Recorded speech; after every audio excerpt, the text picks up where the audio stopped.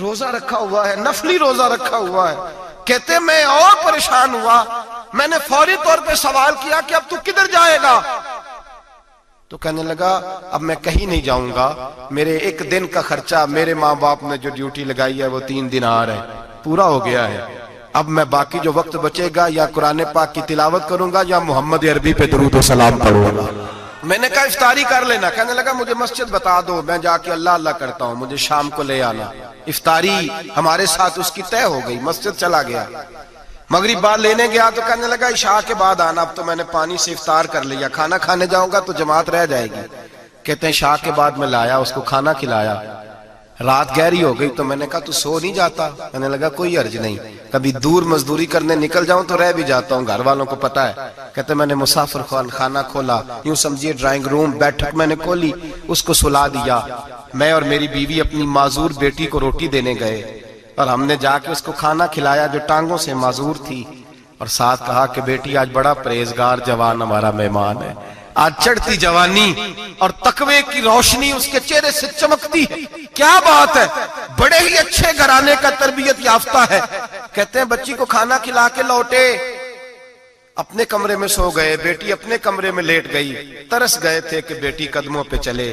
تہجد کا وقت ہوا تو دروازے پہ دستک ہوئی، بڑی بے چینی کے ساتھ اٹھے میاں بیوی. کون ہے؟ بیٹی کی آواز آئی ابا جی دروازہ جلدی کھولیں. کہتے ہیں کلیجے پھٹنے لگے، ذہن بکھرنے لگے.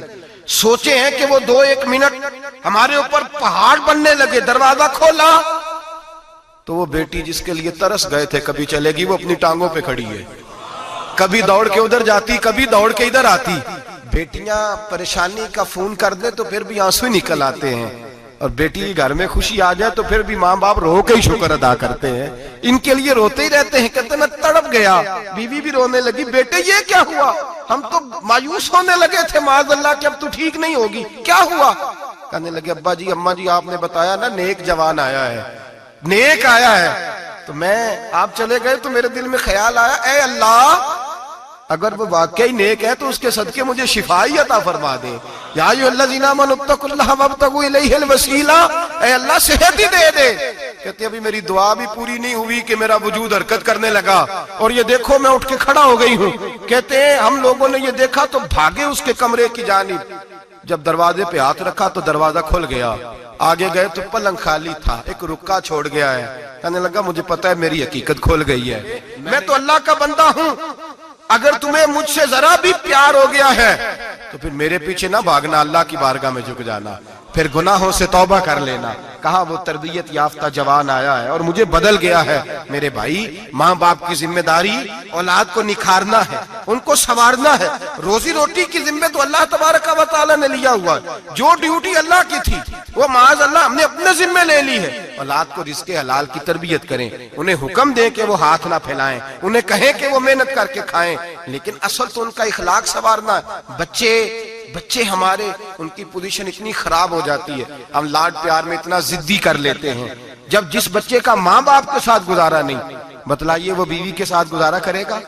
جس کا ماں باپ کے ساتھ وقت نہیں گزرتا وہ بہن بھائیوں کے ساتھ گزارے گا؟ جس کا ماں باپ کے ساتھ وقت نہیں گزرتا وہ کولیگز کے ساتھ وقت گزارے گا؟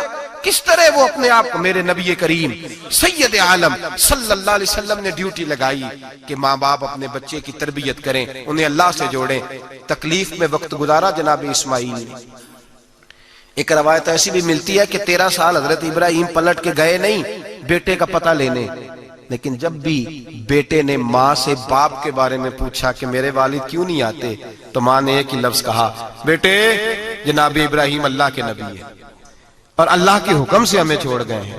ایسی تربیت، ایسی ٹریننگ بچے کے ذہن کو بدل ڈالا، اسے اللہ والا بنا لیا. اور ہمارے مفسرین نے بحث کی ہے کہ جناب اسماعیل جو اللہ کی راہ میں قربان ہونے کو تیار ہو گئے، ان کے سینے میں جو رب کریم کا اتنا پیار موجزن ہوا کہ وہ گردن کٹانے پہ تیار ہو گئے، تو فرماتے ہیں یہ تربیت جناب ہاجرہ کی تھی. یہ ٹریننگ حضرت وہ فیضان نظر تھا، یہاں کے مکتب کی کرامت تھی. سکھائے کس نے اسماعیل کو آداب فرزندی؟ میرے بھائی یہ جناب ہاجرہ نے تربیت دی. ایک بہت بڑے محدث ہیں، اتنے بڑے محدث ہیں کہ میرے نبی کریم کی مسجد نبوی میں وہ حدیث کے استاد رہے. حضرت ربیعہ بن عبد الرحمن نبی پاک کی مسجد نبوی میں حدیث کے استاد ہوئے. اور حضرت حسن بصری جو جناب علی کے شاگرد ہیں وہ بھی حضرت ربیہ کے شاگرد ہوئے. حضرت امام مالک جو 70 سال تک مدینہ اور مکہ میں حدیث پڑھاتے رہے وہ بھی حضرت ربیہ کے شاگرد ہیں. ان کے والد کا نام تھا عبد الرحمن فروغ. تاریخ بغداد میں لکھا ہے کہ بنو امیہ کے دور میں تابعین کے زمانے میں جناب عبد الرحمن بن فروغ گھر سے چلے گئے. ایک روایت ہے بچہ چھوٹا تھا, ایک روایت ہے بچہ ابھی ماں کے پیٹ میں تھا, جہاد کرنے چلے گئے. اس دور میں یہ جہاد ہوتا تھا کہ ایک علاقہ فتح کیا تو مسلمان اگلے علاقے میں چلے گئے, اگلا فتح کیا تو اگلے علاقے, ایک کے بعد دوسرے لوگ پلٹ کے نہیں آتے تھے. حضرت عبد الرحمن گئے 30,000 دینار بیوی کو دے گئے, کہنے لگے سنبھال کے رکھنا. اور جہاد کرنے نکلے تو 27 سال تک گھر ہی نہیں آئے, اور 27 سال کے بعد آئے تو حضرت ربیہ محدث بن چکے ہیں, مسجد نبی میں حدیث کے استاد ہیں, بیٹا بہت بڑا شیخ بن گیا. واپس آئے, ہاتھ میں نیزہ ہے, کالی داڑھی تھی ساری سفید ہو گئی, وجود بڑا تگڑا تھا, کمزوری آ گئی. آئے, نیزہ پکڑا ہوا ہے, گھوڑے پہ بیٹھے ہیں, مدینہ منورہ میں گھر ہے. دروازے پہ دستک دی, حضرت ربیہ نے دروازہ کھولا, اندر داخل ہونے لگے تو کہنے لگے بابا تو کدھر گھستا آ رہا ہے, کدھر؟ اس نے کہا تو پیچھے ہٹ, تو میرے مکان پہ کب سے قبضہ کر کے بیٹھا ہے. بات تیز ہونے لگی, آواز تھوڑی بزرگوں کی بلند ہونے لگی تو اندر سے زوجہ نے سن لیا. وہ دروازے کی اوٹ سے دیکھنے لگی تو پہچان گئی, کہنے لگی ربیہ پیچھے ہٹ جا, یہ کوئی غیر نہیں ہے, تیرے والد گرامی ہے, یہ تیرے والد ہیں. اندر آئے, باپ بیٹا ملے, عصر کی نماز کا وقت ہو گیا, بڑا روئے. 27 سال کے بعد باپ لوٹا, 27 سال کے بعد بڑے روئے. نماز کا وقت ہوا تو حضرت ربیہ جلدی سے وضو کیا, مسجد نبوی شریف چلے گئے.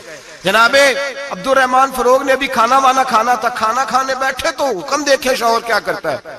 یہ نہیں پوچھا کہ 27 سال حال کیا رہا, پوچھنے لگے میں تجھے 30,000 دینار دے گیا تھا, وہ کدھر ہے؟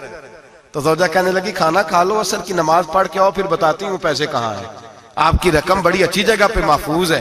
کہتے میں نماز پڑھنے مسجد گیا, عصر کی نماز کے بعد میرے نبی پاک کے منبر پر ایک نوجوان بیٹھا ہے. گھر میں تو ان کا انداز ٹوپی پہننے کا تھا نا, سادے عام لباس میں, مسجد نبی میں جبہ پہنا ہے, سر پہ امامہ ہے, خوبصورت لب و لہجے میں رسول اللہ کے منبر پر بیٹھ کر, نبی پاک کے منبر پر بیٹھ کر. پتہ نہیں آپ کو اس بات کی لذت نصیب ہو رہی ہے کہ نہیں, عام جگہ نہیں, نبی پاک کے حضور کے منبر پر بیٹھ کر نبی پاک کی حدیثیں سنا رہے ہیں. اتنا بڑا مقدر. کہتے ہیں حضرت امام مالک جیسے لوگ, خواجہ حسن بصری جیسے لوگ کاغذ قلم لے کے حدیثوں کی سماعت کر رہے ہیں, ان سے درس لے رہے ہیں. جناب عبد الرحمن کہتے ہیں میری نظر اٹھی, کچھ بوڑھا ہو گیا تھا, کچھ اس وقت وہ ٹوپی میں سادے لباس میں تھے, پہچان نہ پایا. ایک شخص سے پوچھا یار ہے تو جوان پر اس کے چہرے کی نورانیت میرے دل کو بھا گئی ہے تو جوان پر اس کا حدیثیں بیان کرنے کا انداز میری طبیعت کو گھائل کر گیا. یہ کون ہے جو نبی پاک کی مسجد میں بیٹھ کے حدیثیں بیان کر رہا ہے؟ تو کہتے ہیں امام مالک کہنے لگے بابا جی چپ کر جاؤ, ہمارے استاد کے بارے میں اونچے لب و لہجے میں بات نہ کرنا, دیکھتے نہیں کتنے کتنے لوگ بیٹھے ہوئے خاموشی سے. تو میں نے کہا مجھے بھی تو بتا دو نا ہے کون. تو کہنے لگے کوئی عبد الرحمن فروغ نام کے بزرگ ہیں, یہ ان کے بیٹے ہیں, ربیہ نام ہے. کہتے ہیں جب لفظ کہے تو میرے آنسو چھلک کے باہر آئے اور میں حضور کی مسجد میں گر گیا اور رونے لگا کہ یہاں اور میرے رسول پاک سید عالم صلی اللہ علیہ وسلم کے منبر پر اور میرا بیٹا.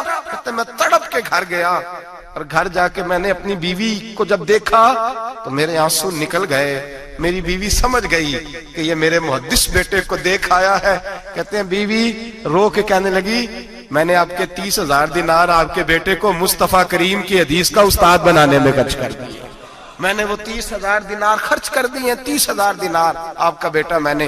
تو کہتے ہیں میں اپنی بیوی کی طرف دیکھنے لگا, میں نے کہا قربان جاؤں, میں اگر اللہ کے دین کے رستے میں تھا تو نے میرے ساتھ نیکی کی ہے, میرا بیٹا بھی دین کے رستے پہ لگا دیا.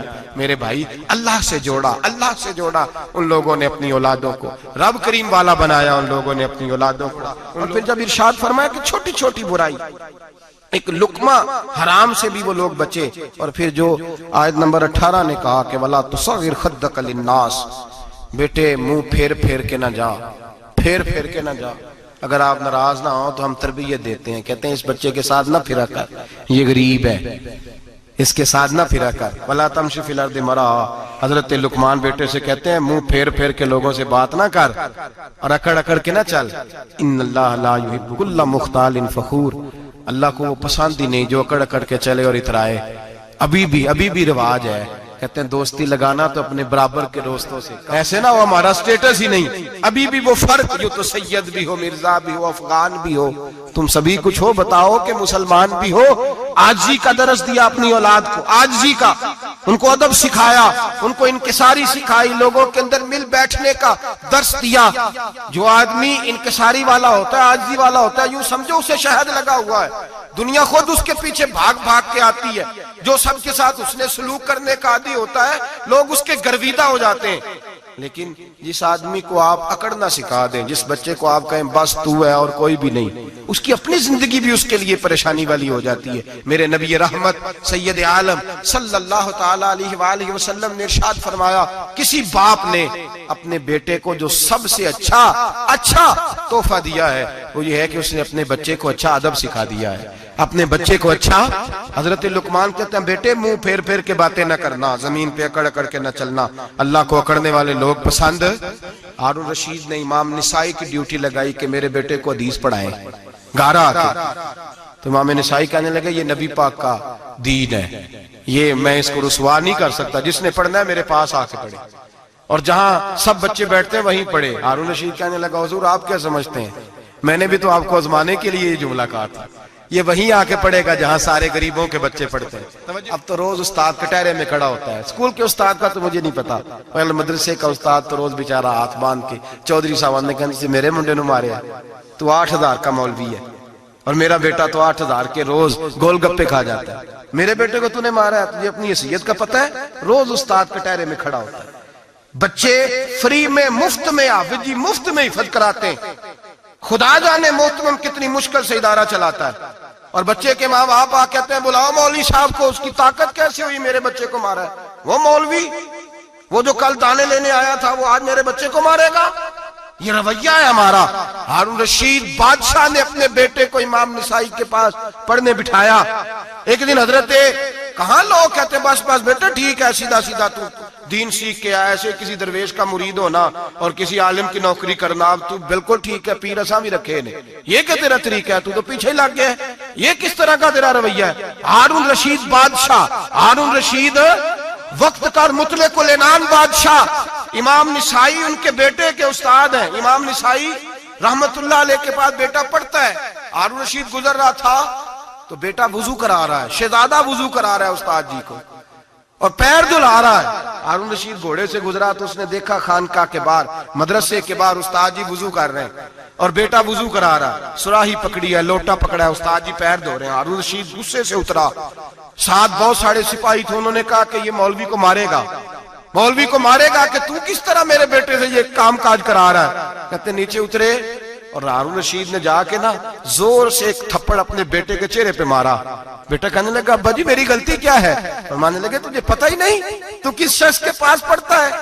تو پانی ڈال رہا ہے، تیرے استاد کو اپنے ہاتھوں سے اپنے پیر دھونے پڑ رہے ہیں۔ بیوقوف، ایک ہاتھ سے پانی ڈال اور دوسرے ہاتھ سے استاد کے پیر دھو، تجھے پتہ ہی نہیں کہ یہ شخص جب نبی پاک کی حدیثیں بیان کرتا ہے تو کنیوں کو مصطفیٰ کا دیدار نصیب ہو جاتا ہے۔ یہ پتہ نہیں تو کس محدث کا شاگرد ہے، ایک ہاتھ سے پیر پہ پانی ڈال دوسرے ہاتھ سے دھو، اس لیے کہ باندھ علموں جو کرے فقیری وہ کافر مرے دیوانہ ہو۔ اگر تو نے دنیا میں کامیاب ہونا ہے تو اس سے فیض علم حاصل کر، بیٹے یاد رکھ، اگر تو اس کی بارگاہ میں حاضری دے گا تو تو آگے بڑھے گا۔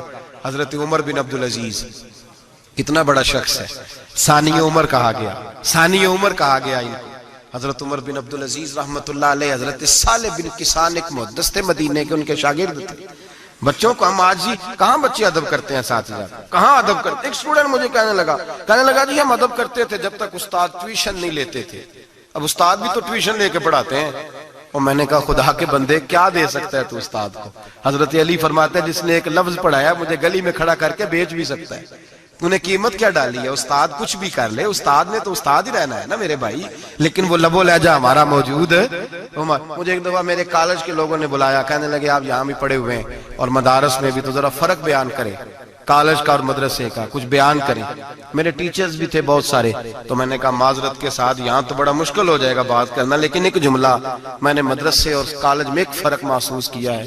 ہمارا مدرسے کا طالب علم آج بھی ہمارے جوتے اٹھا کے آگے رکھتا ہے، وہ آج بھی استاد کی موٹر سائیکل کو ٹاکی مارتا ہے، آج بھی صاف کرتا ہے، ہمارا مدرسے کا طالب علم آج بھی استاد کو پشت نہیں کرتا، لیکن کالج کا طالب علم پوچھتا ہے اسلامی آتلا آیا ہے، انگریزی والا آیا ہے؟ میں نے کہا اس کے تو لب و لہجے میں ادب نہیں ہے۔ اس لیے میں نے دونوں جگہ وقت گزارا تو میں سمجھا ہوں بڑے حالات خراب ہیں مدرسوں میں بھی۔ اب وہ کیفیت نہیں رہی جو بزرگوں کی تھی، لیکن پھر بھی اگر ادب ہے تو مدارس میں ابھی بھی ہے، ابھی بھی خانقاہوں میں ادب ہے، یہاں ابھی بھی خیر کی توقع موجود۔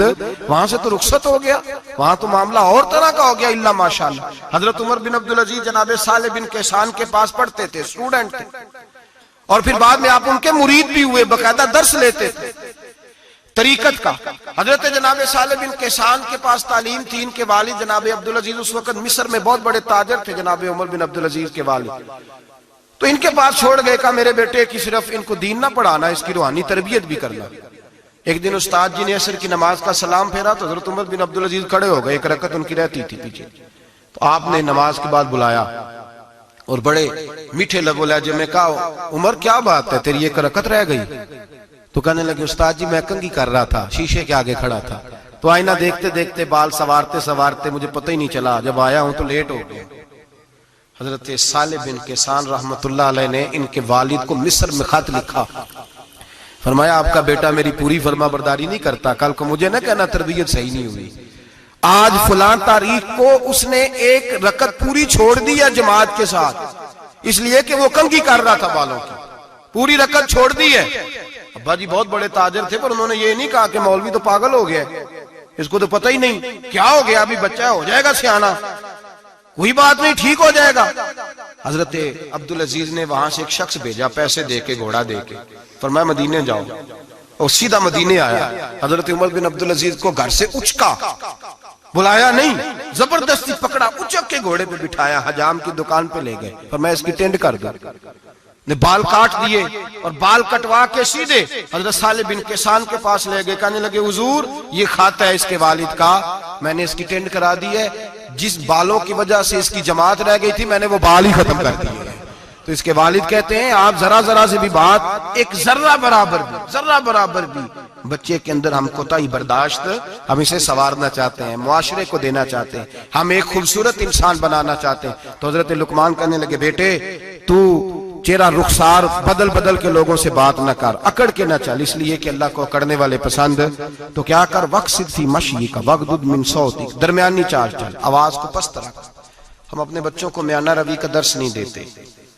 اگر کسی کے پاس بہت زیادہ پیسے ہیں تو وہ بس کہتا ہے میرا بیٹا، میں نے سارے لاڈ دیکھے ہیں، میں نے ہر خواہش پوری کی ہے، یہ تو کوئی عقل مندی کی بات نہیں۔ ضرور خواہشات پوری کریں، اگر ہیں تو کنجوسی کرنے سے منع کیا ہے نبی پاک صلی اللہ علیہ وسلم، لیکن بچے کو معتدل رکھیں، اسے دھوپ اور چھاؤں دونوں کا پتہ ہونا چاہیے۔